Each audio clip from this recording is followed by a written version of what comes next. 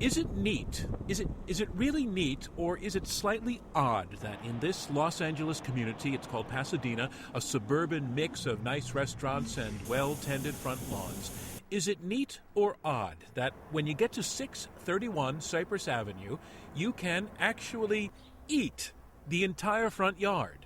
This is to be chives that is edible, some peppers right here. It's true. We have kale here. This tree is a guava. Everything that grows here. We use these lavender as garnish. Everything. This is Swiss chard. Everything can be eaten. And then even the pansies right there are edible flowers. So we used to have the pansies and those nasturtiums along that side right there. And that's what this guy who lives at 631 does full time. He has no other job. Okay, this is more kale, and this is a pineapple guava. He grows food, and then he eats it. And by the way, it runs down the side of the house and into the backyard. We maxed out the place with raised beds here. And of course, up the driveway. This is Jules Gervais's fifth of an acre, his little family farm, his way of breaking free without really going anywhere. We eat rich, I tell you. And the way we live, it just seems like it's something you would dream of. The we he speaks of are his kids who grew up here, and 3 out of 4 of them have stayed on into their 20s and 30s. They don't have other jobs either. What they don't eat, they sell. Not that it was easy for them when they were little, and their dad, to save money, stopped watering the front lawn and began preparing to plant crops there. We had a rough go in the neighborhood. My children had some issues with the other children wanting to know what's up with your dad. But sure, he can laugh now because, for one thing, he got it looking like this eventually. It's actually quite beautiful. And for another, he's just about got it working. His plan, which is, what exactly? We're just trying to do it ourselves. We're trying to make ends meet. We're trying to put food on our table just like the pioneers did in the old-fashioned West not so long ago. Jules is not an anarchist, and he does not hate money. What he hates is working 9 to 5 for someone else and being a slave to paying bills. Growing your own food is recession-proof. You don't have to worry about the prices.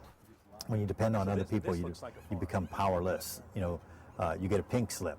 Now what do you do? Where are you going to get a job? You get high gas prices and you can't afford them. What do you do now? So we figured this was the answer, is just to see how much we could do ourselves. It's something he aspired to for most of his life, as a beekeeper in New Zealand, as a small-scale farmer in Florida, always something of a free spirit seeking independence. Where does, say, fashion matter to you? That's zero, huh? Zero, yes, yeah. That's zero. Well, and to your kids as well? It's a big zero, yes. Yes, I think I trained them pretty well. We go to the stores, the thrift stores that we can. We like secondhand goods. They're well made, and we can make a good use out of them.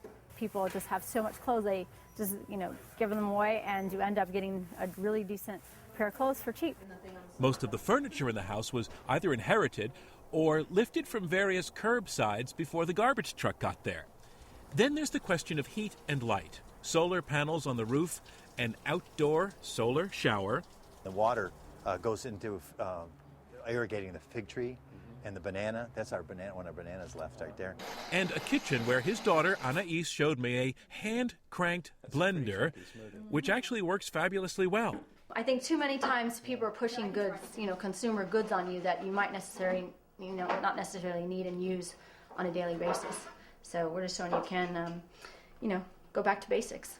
And the real money saver, especially lately, this is their car. They took me along for a ride. It's a diesel engine, but they never buy fuel. Instead, his son Justin makes it out of waste vegetable oil he collects from local restaurants, and it costs them about $1 a gallon to make it.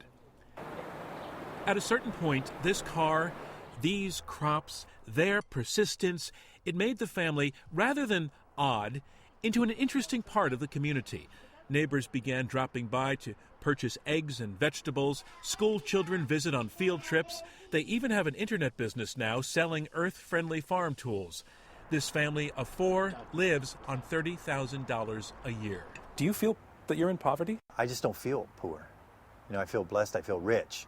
Late one afternoon, son Justin gassed up the car with his homebrew fuel, and the Gervais family set out to visit the local restaurants that they supply with fresh vegetables, such as Elements, a new place in town with a superb chef named O'Neill Chibas, who loves their stuff and names one of his salads after the family. This is actually your salad, your name in the menu.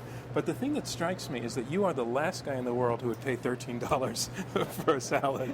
Well, am I right about that? Well, it's because we're frugal. Well, it's true. Jules' lifestyle at this point depends on there being enough people who will pay $13 for a salad.